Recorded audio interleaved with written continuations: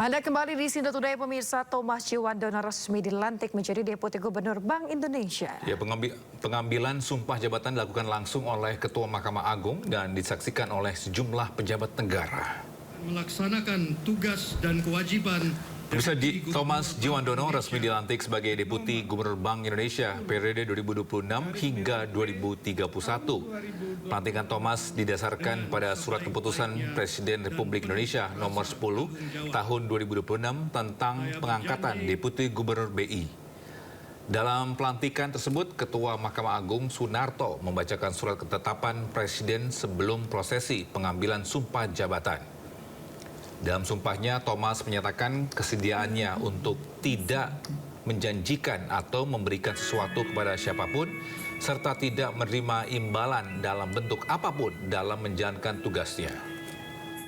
Akan melaksanakan tugas dan kewajiban Deputi Gubernur Bank Indonesia dengan sebaik-baiknya dan penuh rasa tanggung jawab. Saya berjanji bahwa saya akan setia terhadap negara, konstitusi, dan haluan negara. Sementara itu, pemirsa, Presiden mengucapkan selamat untuk Thomas Djiwandono dan berpesan agar selalu bekerja untuk rakyat dimanapun bertugas. Ya, pesan Prabowo untuk Thomas Djiwandono disampaikan melalui Mensesnek Prasetyo Hadi. Pesan dalam hal ini dianggap pesan dari Bapak Presiden adalah terus bekerja untuk kepentingan bangsa dan negara, untuk merah putih, untuk rakyat Indonesia yang kita cintai. Apapun itu, tugas kita berbeda-beda, di bidang apapun, selalu beliau menekankan mari kita bekerja dengan penuh rasa cinta tanah air. Termasuk kepada Pak Thomas Djiwandono, dan mungkin dalam kesempatan ini kita juga menyampaikan terima kasih atas pengabdian beliau selama menjadi Wakil Menteri Keuangan dan sekarang melanjutkan amanah di Deputi Gubernur Bank Indonesia juga bukan sesuatu pekerjaan atau amanah yang ringan. Jadi selamat bertugas, semoga selalu diberikan kelancaran, kekuatan di dalam pengabdian kepada bangsa dan negara. Pemirsa, Mahkamah Agung berhentikan sementara Hakim Pengadilan Negeri Depok yang ditangkap KPK. MA juga mendukung penegakan hukum yang dilakukan oleh KPK.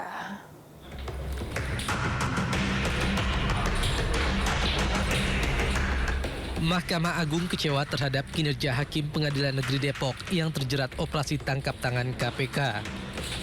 Peristiwa ini dinilai telah mencederai martabat hakim serta mencoreng kehormatan dan marwah institusi Mahkamah Agung. Meski sesuai KUHAP baru, penangkapan dan penahanan hakim memerlukan izin Ketua Mahkamah Agung.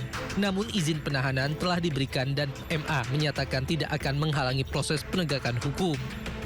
Mahkamah Agung juga akan memberhentikan sementara hakim dan aparatur Pengadilan Negeri Depok yang terjerat OTT. Jadi intinya itu tadi kan di akhir sambutan press release saya kan kalau masih ada oknum yang kopul dan serakah, kan itu udah naik gaji tapi kok masih kopul dan serakah, pilihannya kan hanya dua, ya, dipecat dan penjara. Sekecil apapun nilai transaksional itu pilihannya hanya dua, ya, pecat, penjara. Itu tegas sekali kebijakan pimpinan Mahkamah Agung. Sebelumnya KPK menggelar operasi tangkap tangan terhadap aparat penegak hukum di Depok, Jawa Barat. Dalam OTT ini, KPK mengamankan Ketua dan Wakil Ketua Pengadilan Negeri Depok, serta 1 orang jurusita pengadilan. Dari tangan para pelaku, KPK menyita sejumlah uang senilai ratusan juta rupiah. Tim Liputan iNews melaporkan. Pemirsa, Polda Metro Jaya akan minta keterangan ahli kasus dugaan penistaan agama yang jerat komika Panji Pragiwaksono. Polisi telah periksa sebanyak 27 orang saksi. Pemirsa, Kabid Humas Polda Metro Jaya, Kombes Pol Budi Hermanto menjelaskan pemeriksaan saksi dan ahli dilakukan untuk mendalami materi terkait latar belakang dan tujuan show mensrea. Sejauh ini polisi telah periksa 27 saksi termasuk terlapor Panji Pragiwaksono. Pada Jumat lalu, Panji penuhi panggilan Polda Metro Jaya. Panji dicecar sebanyak 63 pertanyaan. Ada 27 orang yang sudah dimintai keterangan, termasuk pelapor, saksi-saksi. Ini akan berkembang kepada nanti akan permintaan keterangan klarifikasi dari ahli ya. Nah ini berkembang, kemarin juga kami sampaikan bahwa saudara PP hadir atas undangan klarifikasi penyidik didamping dari kuasa hukum. Kita beri ruang kepada teman-teman penyidik untuk mendalami perkara ini. Ya, sementara itu komika Panji Pragiwaksono menghadapi 6 laporan hukum terkait stand-up komedi bertajuk Mens Rea. Panji merasa tidak menistakan agama. Batasan Presiden Republik Indonesia, let's go! Apapun yang gua katakan, orang nggak bisa marah, kan menurut keyakinan saya. Tayangan stand-up komedi bertajuk Mens Rea milik Panji Pragiwaksono berbuntut panjang. Kini Panji harus menghadapi 6 laporan hukum terkait materi stand-up komedi tersebut. 6 laporan terdiri dari 5 laporan polisi dan 1 aduan masyarakat yang ditangani Polda Metro Jaya. Identitas para pelapor yang dibeberkan Polda Metro Jaya antara lain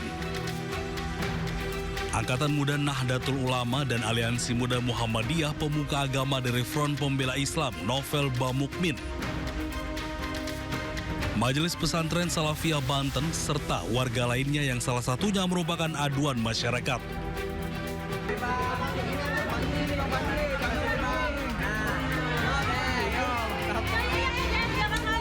Dari 5 laporan dan 1 aduan tersebut, polisi melayangkan surat panggilan kepada Panji untuk memberikan klarifikasi. Bang Panji. Hati-hati guys, hati-hati. Panji diperiksa selama hampir 8 jam dengan 63 pertanyaan dari petugas.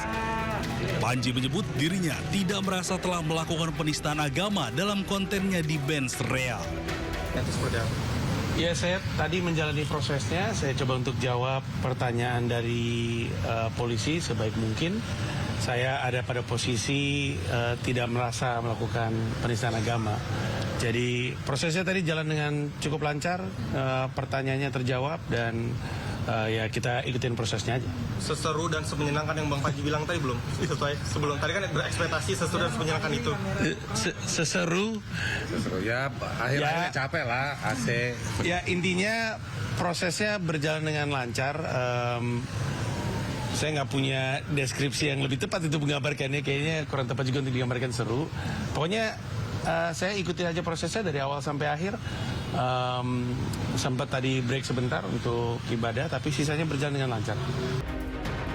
Sebelumnya, usai dilaporkan beberapa pihak terkait kontennya di Mens Rea, Panji mendatangi kantor MUI untuk bersilaturahmi dan berdialog mengenai tayangan Mens Rea. Panji yakin karyanya hanya untuk hiburan dan akan berakhir baik. Dari Jakarta, Tim Liputan iNews melaporkan. Pemirsa, usai persidangan, Emmanuel Ebenezer kembali menyebut perkara yang diorkestrasi oleh KPK terkait dirinya tidaklah ada. Noel bahkan menyindir operasi tangkap tangan atau OTT yang dilakukan KPK merupakan operasi tipu-tipu. Hukum di Republik ini bisa dibeli. Apalagi yang namanya, saya mau bikin yang namanya, Komisi Penitipan Kasus. Jadi Komisi Penitipan Kasus ini datang ke tempat saya, titip kasusnya apa. Nah, kawan-kawan tahu kan, akan kita operasi tipu-tipu. Saya pengen nyanyi sebetulnya nih. Boleh nggak nyanyi? Judulnya OTT Bocil. Operasi tipu-tipu. Konten yang kau buat, oh jagonya. Maling kelas teri, bandit kelas coro, itu yang kau tangkap. Giliran yang kelas kakap, nggak pernah kau ungkap, apalagi kau tangkap. Sebut namaku, bocil, bocil, bocil. Bocil!